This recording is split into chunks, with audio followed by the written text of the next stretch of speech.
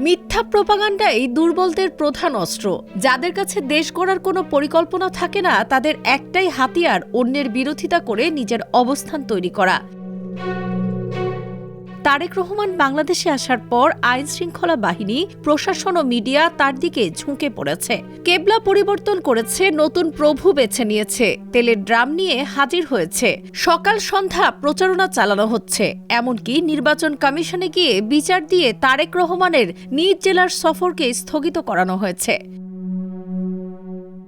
জনগণের কাছ থেকে তারেক রহমানকে দূরে রেখে একা গোল দিতে চায় তারা। কিন্তু তারেক রহমান কি কাউকে নতজানু হতে বলেছেন? তিনি কি চাটুকারদের পছন্দ করেন?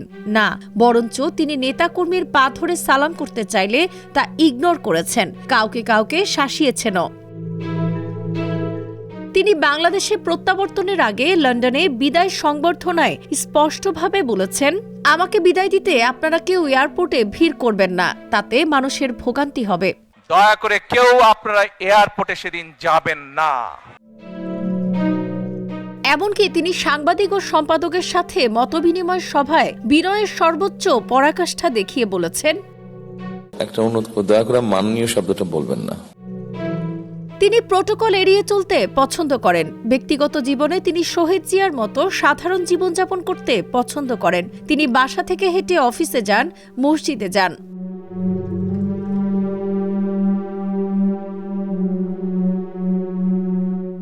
এখন কেউ যদি নিজেদের অতীত ঢাকতে বা সুবিধা পাওয়ার আশায় যেচে অতি চামচামি বা তৈলমর্দন করে, সেটা তাদের সমস্যা। তারেক রহমান এই ধরনের সুবিধাবাদীদের পছন্দ করেন না। তার কাছে কেউ সাক্ষাতে গেলে তার প্রথম প্রশ্ন থাকে, আগামী দিনের জন্য কি প্ল্যান নিয়ে এসেছেন। তিনি জামায়াতের আমির ও ডাকসুর প্রতিনিধিদের সাথে সাক্ষাৎ করেননি। তাহলে কেন তারেক রহমানের নামে প্রোপাগান্ডা চালানো হচ্ছে? বলা হচ্ছে প্রশাসন, মিডিয়া তারেক রহমানের দিকে ঝুঁকে পড়েছে, অতএব 12ই ফেব্রুয়ারি একটি পাতানো নির্বাচন হবে। পাতানো নির্বাচনে বিএনপি রাজি হলে বিএনপি 2009 সালেই সরকার গঠন করত। মরহুম খালেদা জিয়াকেই 111 সরকার প্রথমে অফার করেছিলেন। বেগম জিয়া অন্যায়ভাবে ইলেকশন ইঞ্জিনিয়ারিংয়ের মাধ্যমে ক্ষমতায় যেতে রাজি হননি।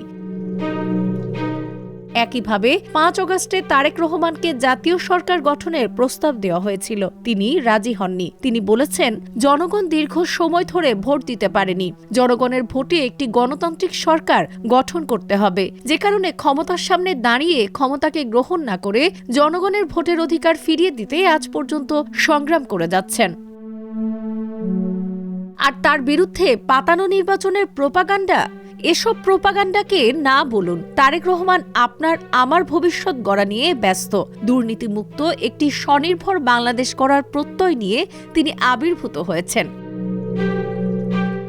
সময় এখন দেশ গড়ার, পেছনে তাকানোর সময় কোথায়? সবার আগে দেশ, ক্ষমতার আগে বাংলাদেশ।